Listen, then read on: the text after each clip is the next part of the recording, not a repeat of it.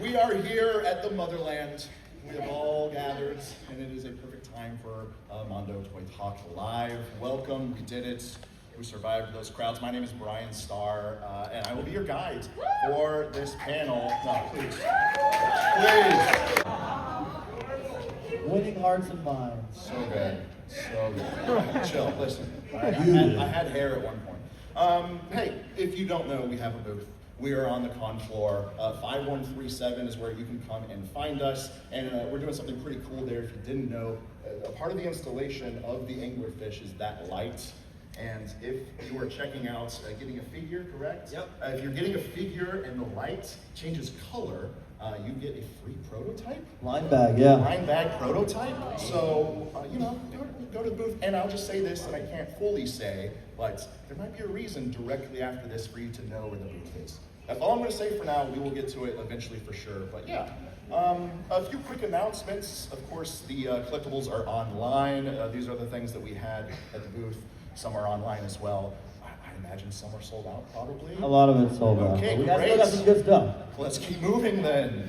And then, yeah, we have a timed poster here for TMNT. This is a color version. We have the black and white at the booth. Yes, we do. Correct. But online is the color version, which just freaking rocks. I can stare at that. It's like a Where's Waldo for all the little tiny little things that you love. So yeah, there you go. And then we have Motu Fest. And Hector, if you just want to say real quick, what's up with Motu Fest? Yeah, we're going to be there again. It's been a minute, but we're happy to be back on September 12th and 13th. So you're going to go. See you then. And then this is really special. Mondo has a book coming out, and We're authors, dudes. it looks phenomenal. This is the Mondo Art of Godzilla. You can scan, or you cannot. Yeah, last night will scan, but Okay, yeah, go so, ahead. yeah, if you guys want to talk about it real quick, and we can kind of see what's on. Yeah, this is something people have been asking for forever. This is collecting almost everything we've ever done related to Godzilla. That's posters, figures, records, and just a lot of amazing art highlighting some of our artists. And it's super exciting. It's really good. It's like with a real publisher, Inside Editions. Like it's not, we didn't just make this in our garage. Yeah, and then I believe there you go. You can scan that to pre-order right now. Now we've talked about this before. Mondo has a Mondoverse when it comes to the turtles. This is the 1/6 scale turtles where essentially Mondo gets to create their own story of what potentially could have happened after those adventures from the 90s that we all know and love. We have revealed Donnie and Leo, that's correct. So Correct. we have been ordering them, but now we're going to kind of talk about the actual packaging because this is incredible. And Jordan, I do want to kick it to you. What I want to know is, why like a comic book atmosphere for this type of packaging? Well, round of applause.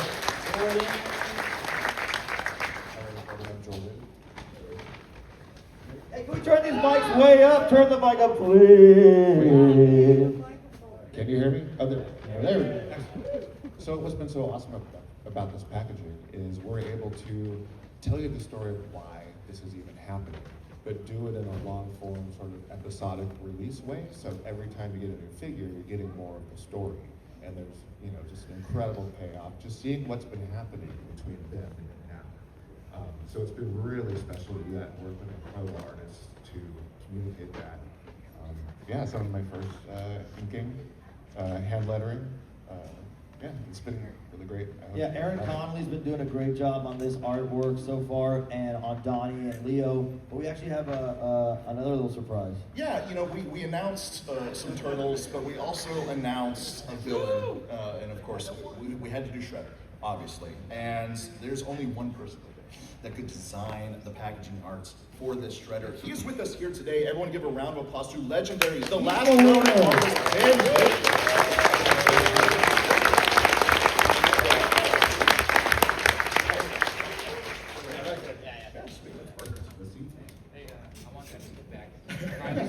what's in it. What is Oh, you didn't even open your pizza?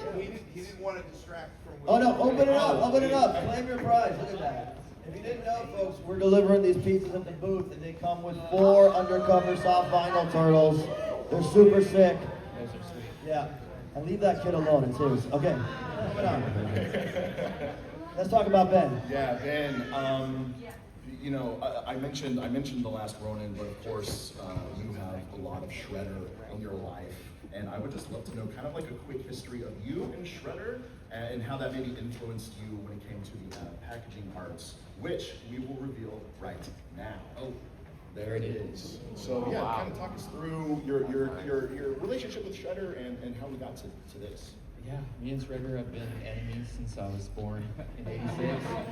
He's the baddest of the bad. He's actually really, really hard to draw too. I've always kind of struggled with Shredder. All that needs to be, you know, perfect. The spikes. If he moves his arm this way, it's all in perspective versus this way versus that way. So this was super helpful that they had already made a toy that I could use as reference. But it was not as helpful that all the Mondo toys are insanely intricate and detailed and just beautiful, beautiful, beautiful. Sorry. But yeah, Donnie would have been a little easier. But Shredder, it was definitely a challenge. I've always loved Shredder. On the heel, or just before Peter and I started talking about doing this, I was just finishing up issue 2 of Battle Nexus with IDW, where I got to do Leonardo versus Mirage Shredder. So it's a very different Shredder than this. This is when he's all, you know, juiced up. Yeah. This is beefed up, taking creatine Shredder. Yeah, and that's also like something like I'm a skinny guy, I draw skinny heroes all the I time. sent them a lot of pictures that would have made some of you uncomfortable for reference. Yeah, he had to pose for almost all of it. Yeah. And yeah. He didn't just send them back, and he didn't delete them. I can see in the chat. Yeah. No, that's your picture when you call. Yeah. So yeah, I mean, I've loved him as long as everyone's loved him or hated him, and he's hard to draw, but that's good. That's a challenge, you know, to not, you know, shy away from the stuff that's difficult. You know, I'll say this: having Ben and Aaron on the box art really like legitimizes the narrative aspect of these releases, and it just allows us to tell a real great story with real great artists doing so. So make sure you're checking out those boxes when you get them. Thank Makes you. my job Yeah, real fun. yeah, and this one last thing, that it's colored by Luis Antonio Delgado. He's the colorist on Last Ronin too, so it was nice to get back together for that. Absolutely. Yeah, round of applause. Yeah, total royalty. All right, let's keep going. So one more thing that I'd love to know is, you know, obviously they're on the mic. Shoot. We're already on the Mikey. Listen, Let's go to Mike. No, stay till Turtles end. yeah, no, but I just wanted to know, like, how cool was it to hear from Mondo and to say to work on the Shredder? Yeah, I've been a big Mondo collector for a long time. Toys are my weakness, but before that, I was getting all the posters, Transformers, gold emblems, and stuff like that. And so, no, just this world, like running into people who are like, oh, Peter, I work for Mondo. We should do something. I'm like, hell yeah! Oh, and I was like, oh shit, Ben Bishop said yes. That's awesome. Yeah, Pretty much. I'll always say yes. That's my problem. What do you think he's gonna say? Yeah. Do you like me? Circle yes or no, please. Always. Thanks for having me. No, that's awesome. Well, yeah, you know, we have revealed Donnie and Leo, and you can see all 4 at the booth, but of course, on the big screen, we can reveal Michelangelo with his little toad buddies that I love so much. Yeah, the punk frogs. Yeah, let's talk about those toads just Yeah, it's really exciting. Thank you guys. You know, thanks to the amazing partnership we have with Paramount and how great and generous they've been with allowing us to play in our own sandbox. We've been able to reinterpret, like, you know, really well-known characters and motifs in our own way. And Hector and I were up late figuring out what can we do for Michael. It's for him to mature, take on some responsibility. The other turtles are doing their own thing, and Mikey's lonely, kind of like skating through the sewers. He finds these little frogs, like just actual frogs. They have some weird like hospital bracelets on them. We don't know why, and so he takes them as pets to like keep him company. And of course, one thing leads to another. He's irresponsible. Something in Donnie's lab falls on the frogs who've escaped their tanks, and now they are part of the turtle family. And you know, they didn't grow up all the way. They're still little toddler mutants or little kids. So this is Genghis and Napoleon, and it finally explains. I think, by the way, Paramount, you know, I think we did a good job here. It finally explains why they have Hawaiian shirts, the frogs. Well, it's because Mikey's dressing them. Yeah. I mean, he's got puka shells on him. Very stylish. Yeah, so we have, of course, Michelangelo and Raphael as well. And like I said, all four of these guys, oh yeah, this is packaging art. Beautiful cover art reveal for Michelangelo by Aaron Conley. Yeah. But then, yeah, we have Raphael as well. Like I said, you can see all four turtles at the booth. And again, you're going to want to know where that booth is afterwards. We'll get to that. But yeah, let's talk about Raph for a second.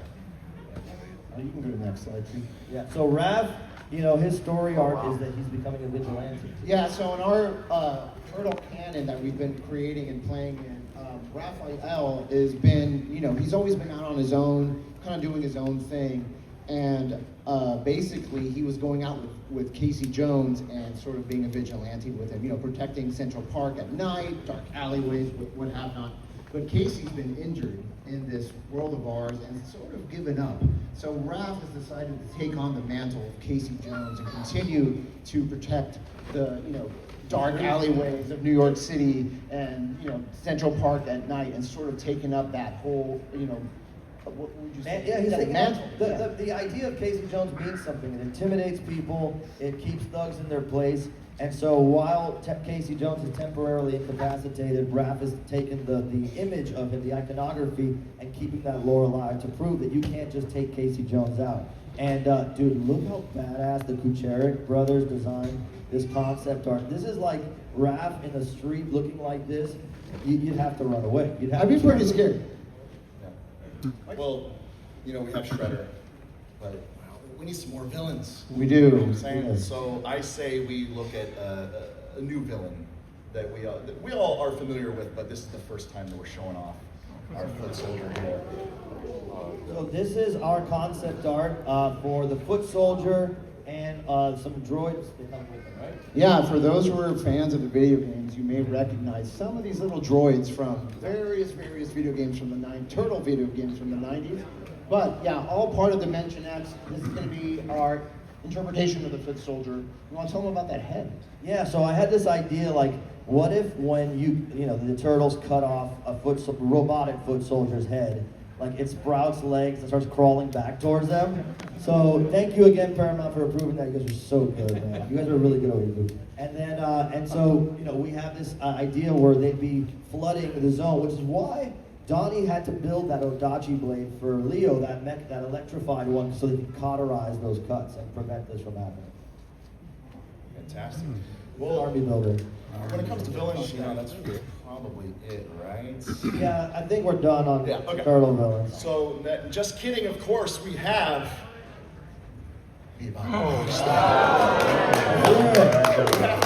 That's the bomb. We have to bring him in. What's your favorite thing about these two? Oh my God. That they exist. Yes, that they're real. They're going to happen. That's my favorite thing. Yeah. How many of you have been waiting for this announcement? Because we're so stoked to do this. There's a round of applause. Let them hear you. They're in the room. When we were kids and we went to see those movies, we were looking forward to Bebop and Rocksteady showing up in the movies, and we never got to see that in the 90s. And so, as part of us reimagining what that world could have been, you know, with a real Henson Creature Shop working on stuff like this, we tasked the Kucherik brothers, and we worked with them to come up with something that we really feel embodies their design sensibilities. In fact, if you look at Rocksteady, we didn't actually plan this, but he kind of looks like a Skeksis, if you remember Dark Crystal. So it's very Jim Henson callback there. Yeah, we're so stoked. They're going to come with an insane amount of accessories. They're going to be huge. So It's going to be a turtles- 2-pack. Yeah, it's 2-pack. So the turtles are 10 inches. These guys are going to be pretty big. So yeah, can't wait to show them off. And that's coming in 2027. So Correct. There you go. Let's see, yes, 1/6 scale Masters of the Universe. There we go. And I think we just kind of go through this. Yeah, We'll we'll just just- want to get to a very exciting announcement Yes, in a yes. little bit. Let's But move yeah, through. let's just go through the slides. And here's who we have up first. People have been asking for a long time for Stratos. Finally happening. We're really proud of this one. And yeah, we just love the way this has turned out. Alex, what do you think? Oh, it's beautiful. Shout out to Tommy Hodges, the sculpt here. Yeah, he's exquisite. Beautiful design work by everyone that's not really good. And like I said, we're going to be moving, so cameras in the air, Yeah, ready to like you snap. just don't because care. we are moving forward with. Island Sorceress in 1/6, finally. Yep. That's all I can say. We're just finally getting to Sorceress. But that's not all, folks. Moving on to, look at this guy. Brand new Skeletor Deluxe 2.0 with some of the armor sets that we didn't get to include in the first Deluxe, right? Yes, and a brand new Skeletor, a classic design that we've worked with Emiliano to just sort of refresh his original look, which is right there on the far right, and far left. And then we're doing laser power and then Terror Claws. Yeah. All three will be included. Yes. And then finally, we have 112. 112 will bring Craftjaw to the collection. There he is. And we're gonna keep moving. Let's see. Yes. This is a good one. Over the Garden Wall. Any fans of Over the Garden Wall? Mondo has been, any fans of this, like Mondo's been killing it with like actually getting fans something amazing to put on their shelves. So let's look at. Well, Mondo was the first company to do figures for Over the Garden Wall. Pretty much, yeah. So we're, if you've been to our booth, you just saw Chapter 3 on display, but you're going to show off Chapter 4. So it's a Huntsman. People have been asking about the Beast and the Highwayman. I love the second body you guys included. It's That so was really good. cool. Yeah. We're really proud of these, and this brought in some of the most new Mondo customers, first-time Mondo customers ever with Over the Garden Wall. So we're happy to have you. Next up, we have, just something beautiful, and the artist just so happens to be here. I say we just reveal it because this is incredible. This is so good. Thank you. I'm really proud of these. Who's the artist? Oh, it's me. Oh. Yeah. I'm really proud to show you guys this. Turtles is probably my oldest fandom. As a kid, it's obsessed with them. And getting the opportunity to not only work on Turtles with our 1/6 scale ones, but actually put my own signature style on a set. And it is a set, by the way. This is a true honor. And again, this is the beauty of working with amazing people at these studios who believe and trust the stylizations are going to go over well. Not everybody will grant you that, so we're very grateful. Took my breath away. Seriously, this image right here of all. Get this man a cigarette.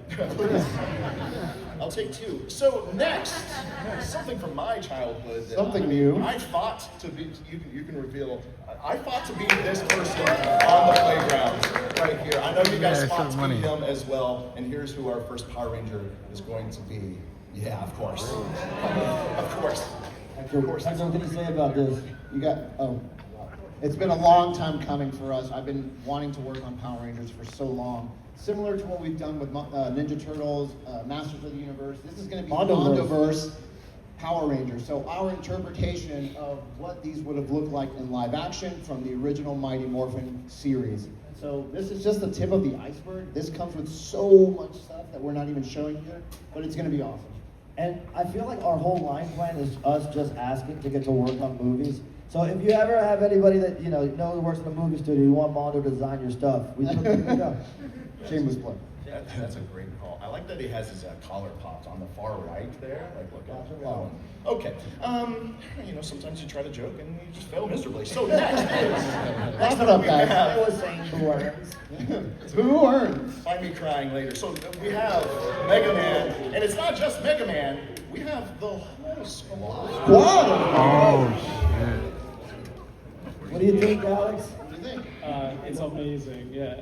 And again, shout me, Tamperana, sculpting these guys, and they're just perfect. Like, it's everything I could want from a Mega Man set. This is the family I wish I had as a child. Set 1 will include everything you see there, and it is all, well, not all, but the main core cast of the good guys. My favorite thing, though, is that they have the good folks at Capcom allowed us to add Tango, Beats, and some of these other little side characters from the Mega Man lore, which is really awesome. Any anime fans? Let's see what we're doing. Let's do the reveal. I mean, come on. There it is. My favorite, of course, eating the ramen. That's absolutely the swallowable. How'd you get connected with Naruto? Oh man, I mean, I'll shout out my wife Hillary, who's right up here. Stand up, Hillary Arce. Stand up. Also an incredible bear. She got me into Naruto. I was a Dragon Ball guy growing up, and I was like, oh, what? She showed me the way, and oh my God, the love for that show that I have now, and over the last several years. So I am so proud to be doing Naruto. And this is just the start of our 1/8 scale figure line. Similar, if you guys have our Cowboy Bebop Spike, it's going to be in that scale and in that type of style. And then finally, one last coming soon, Mondo's teaming up with. So I can give you a little bit of a preview here. This is a love letter to Mortal Kombat 1 through 3, and that's it. So if you're a big fan of those games, we are celebrating. It is definitely a nostalgia thing for us. We grew up playing those games. I'm sure all of you guys did too here on the panel. So we're really stoked. Can't wait for people to see it. And Hector and I are tremendous Mortal Kombat fans. We've never played each other. I swear I could whoop his ass. I don't know. We'll see. We'll put up here. A Mortal Kombat tournament at the booth. Absolutely. We have a major announcement coming up, so please stay tuned. But we do have, of course, a giveaway. The last giveaway. Do we have it up here? One last giveaway, and then we will get to something that's really, really cool. There it is. Show it off. Oh yeah, so this is the special single release of Sam Hain in his special trap that's being electrocuted, and he's got his little goblin henchman with him. Who's a real Ghostbuster fan? Anybody? Let's go! Okay. And as, Good thing, right? as Peter said, you know, Alex is on the team because of real Ghostbusters. Like essentially. No, he's not on the team because Real Ghostbusters is on the team because of that's the only reason we pay him. Just kidding. No, you know what I'm saying. It's all good. It exists because of Alex, and Alex. How exciting is this? And we can show what's on the next slide. People Busters. Yeah. So what's this from exactly? So this is from a very specific but really awesome episode called The Flip Side, where the Ghostbusters get sucked into kind of an alternate universe where ghosts are the predominant people. So they're in Boo York, and it's populated entirely by ghosts, and they're all afraid of humans. And so they have the People Busters to bust the people as like kind of a reverse of the Ghostbusters. So they're kind of these grotesque versions of Egon, Ray, and Peter. And it was really a great like opportunity to bring some of that like kind of like 80s gross out toy aesthetic into the line.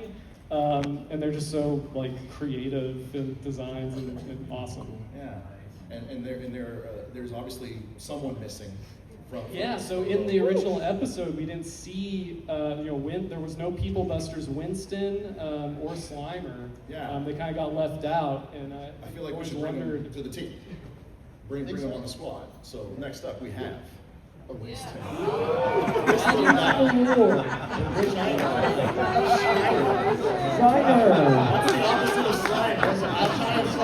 Shiner. He obsessively cleans the headquarters. This was actually modeled, Shiner was actually modeled after Craig Goldberg. Stand up, Craig. That's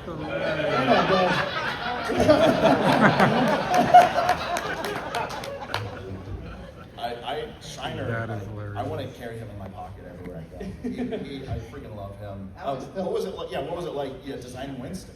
Well, yeah, I mean, it was a bit of a pressure because the original 3 designs are so cool, they're so great. So we wanted to do something that matched, that fit with those, but also added something new and kind of unexpected. So we gave him this gross, exposed, like a rib cage, skeletal torso, with like a little like eyeball spider. So yeah, just they're all kind of like these zombie versions of the Ghostbusters. So I wanted to make Winston like really kind of in this state of decay. It was really fun. Yeah. Oh, I love it. They look fantastic. You know what? I think that's it. You know, Whoa. I might just be some Domino's Pizza delivery guy, but I know that you can't end this panel without showing like the Ecto 1. This is it. Ecto 1! This is it. Ecto 1! Ecto 1! Ecto 1! Ecto 1! Oh yeah,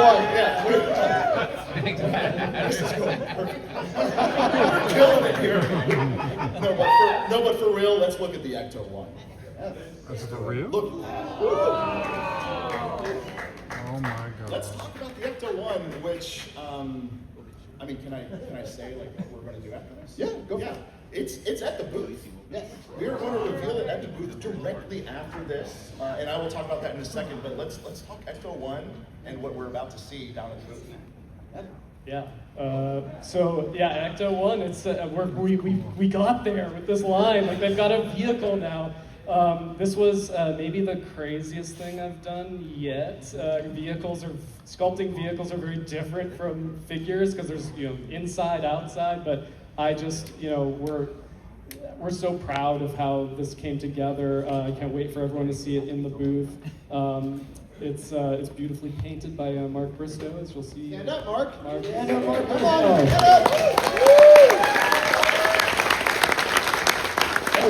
While we're at it, stand up, Brandon Gash. Yeah. Brandon Gash. Guys, if you don't know, Brandon Gash sculpted all those beautiful Ninja Turtles at that booth. So And that's- Shredder, and and Streaks, and Leatherhead, so many things. All your favorites.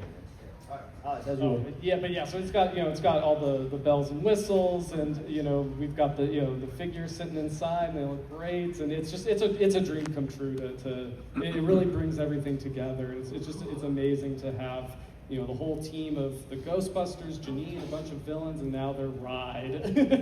Here's a little scale to show the scale of Standard Bankman next to it.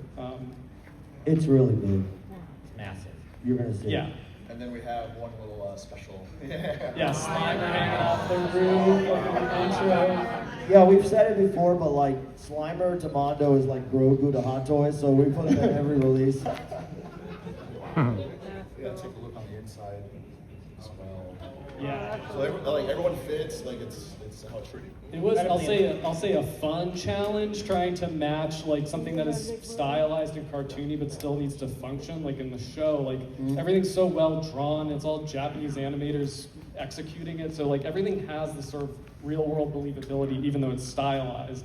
So trying to find that perfect balance where like everything works as a proper vehicle but still has that cartoony animated quality was tricky, but I think we got there. I'm sure it was incredibly hard, but like you made it look easy. Learning your skills from like, I didn't mean obviously when you started working on it, I knew you were an incredible like figure designer, but when you started working on this vehicle, like how easily you made it look, absolutely incredible. Thank you. Beautiful. That's awesome. Oh yeah, and if you'll remember the episode "Follow That Hearse," a Earth spirit possesses the Ecto One at one point. It becomes a sort of monstrous version of itself. These tentacles. So the car will actually come with a swappable grill, headlights, and teeth to put under the hood, and tentacles to create this monstrous version. And yeah. Look how happy Greg Goldberg is. Stand up, Greg Goldberg. Stand up, stand up. Okay. Show them your tears. Show them your tears. Greg.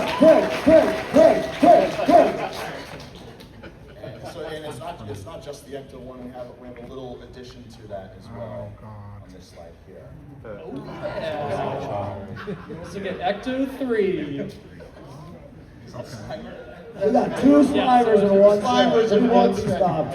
You get two Slimers. You can never have enough Slimers. Like he's so funny, and there's a specific shot that just looked hilarious. He has the helmet on. He's a little nervous that because this thing looks like it could blow up or fall apart. And but Ray's happy to be using it. It comes with this alternate helmeted head for Ray because he's the one you see using it in the episode "The Joke's on Ray." If you want to check it out. But yeah, it's super fun. They on the show they have Ecto 1, 2, and 3, and so we got we have the 3 in there. Yeah, 2 out of 3s. Ain't bad. Yeah. Not bad at all. Hey, everyone, give a hand to these folks.